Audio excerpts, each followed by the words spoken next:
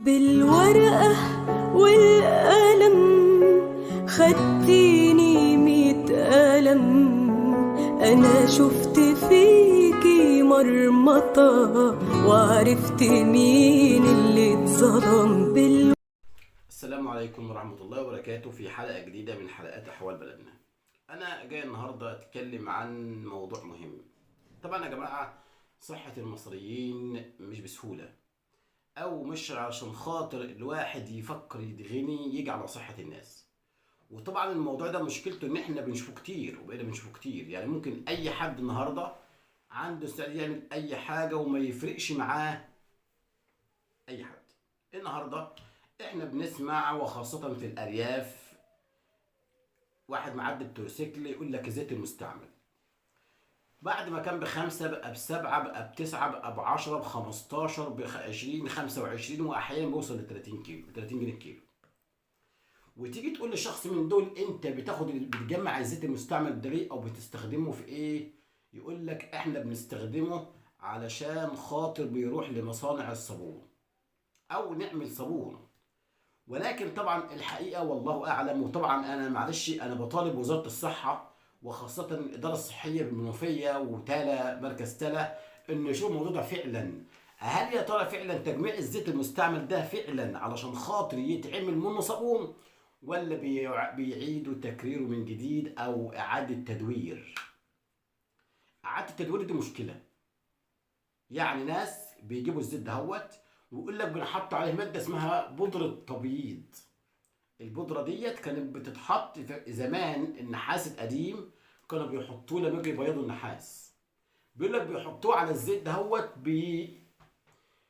بيشيل الشوائب الموجودة في الزيت ويرجع الزيت لونه أصفر من جديد مرة تانية. وبناء عليه المستهلك يشتري الزيت حلو ويطلع يبيعه مين؟ ممكن بقى يبيعوا بتوع المطاعم تاني اللي لسه واخده منهم، يبيعوا لبتوع الطعميه والفول والناس والحوارات دي كلها. ونتفاجأ ان احنا داخلين على مجتمع وعلى شباب وعلى ناس معرضه لمرض السرطان باي شكل. يعني اي واحد بيخش مطعم ياكل فيه، بتاكل فيه فول وطعميه ولا بتاكل فيه اي حاجه، تاكد ان ممكن الفول اللي معمول بالطعميه ولا محطوط على الفول بتاعك دهوت، او اي حاجه فيها زيت، تاكد ان ممكن يكون الزيت ده زيت مكرر. طب ده ليه؟ يعني انتوا عشان خاطر الناس تتغني تدمروا الناس، تمرضوا الناس. انت هتقابل ربنا تقول له ايه لما بسببك انت يلي طلعت بعت الزيت بتاعك ده ب 25 جنيه ولا ب 30 جنيه، وفرحانه بالسعر اللي انت انا عايز اجيب اي حاجه لعيالي بس الزيت ده يترمي. اعرف ان الزيت دهوت انت بتديه لناس ما عندهاش ضمير. اذا ما كانش اللي بياخد الزيت فعلا بيصنع منه صابون، والله اعلم اذا كان الصابون ده فعلا يصلح ولا ما يصلحش. ده المفروض ترد علينا بيه وزاره الصحه. معاه وزاره الصحه تقول لنا فعلا الصابون ده يعني خلاص اقل اضرار صابون. لكن ان هم ياخدوا الزيت تاني يعملوا اعاده تكرير من جديد او اعاده تدوير من جديد، ويرجع زيت يطلعوا الشوائب منه باستخدام مواد، سواء كانت مواد زيت او النشادر على ما اعتقد كمان، يعني عشان ينقوا الشوائب اللي فيه. يبقى في الحاله ديت احنا رايحين فين؟ ونيجي نقول يا جدعان نسبه السرطان ما بتقلش في مصر ليه؟ لان مفيش اكله ولا شرب في مصر الا لما يكون في سرطان. مواد غذائيه سواء كانت مثلا فيها محسنات طعم ولا مكسبات، الحاجات الموجوده الحاجات الموجوده في المحلات، العصاير والشيبسيات والكولا والحاجات دي كلها بتجيب سرطان. ولكن الناس بتاكل، بس الناس تعمل ايه؟ مفيش حل.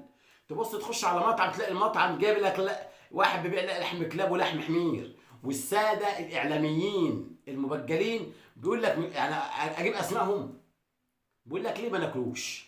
اطلع يا عم على الصين، اطلع على الدول اللي بتاكل فئران وصراصير وكل هناك. واللي يقول لك حلال واللي يقول لك حرام، يا جماعه معلش الحرام والحلال الحمر الاهليه محرم اكلها، والله اعلم انا مش مفتي. الخيول فيها ربع، بس اي ربع محلل، ما تعرفش اي ربع محلل. انا مش هخرج عن الموضوع اللي كنت بتكلم فيه، اللي هو زيت الطعام اللي هو مستعمل ما تبيعوش. يا ست البيت ما تبيعيش الزيت بتاعك، ارميه. الزيت بتاعك ده انت بتضر بناس تانية عشان بيقع في ايد ناس ما عندهاش ضمير. كله ياخد الزيت يعيد تدويره من جديد، ينضفه ويطلع الشوايب اللي فيه يرجع يبيعه تاني لبتوع المطاعم، واحنا اللي ناكله.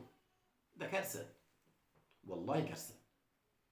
يعني انا مش عارف يعني ايه الحل. يعني الناس اهم حاجه عندها بس اعرف ان هيطولك. هتخش مطعم برضه تجيب سندوتش بالزيت اللي انت دوت، هيطولك برضه، ما انتش بعيد عنه. ولكن لازم يكون في حل. وزاره الصحه تطلع بيان، تتعامل مع وزاره الداخليه وتقول يا جماعه ممنوع بيع زيت الطعام المستعمل. ما حدش يطلع عليك يشتريه، لا تقول لي لا صابون ولا غير صابون، لان اللي ما عندوش ضمير ما خلاش للي عنده ضمير حاجه. ياخد الزيت بدل ما تعمل منه صابون يعيد تدويره من جديد ويتباع للمحلات.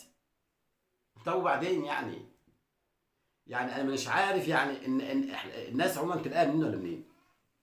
المفروض ان اللي معلش اي ست بيت ارجوكي الزيت اللي يبقى منك ارميه، سواء زيت آلية، زيت سمك، زيت لحمه، ايا كان نوع الزيت ارميه الله يكرمك.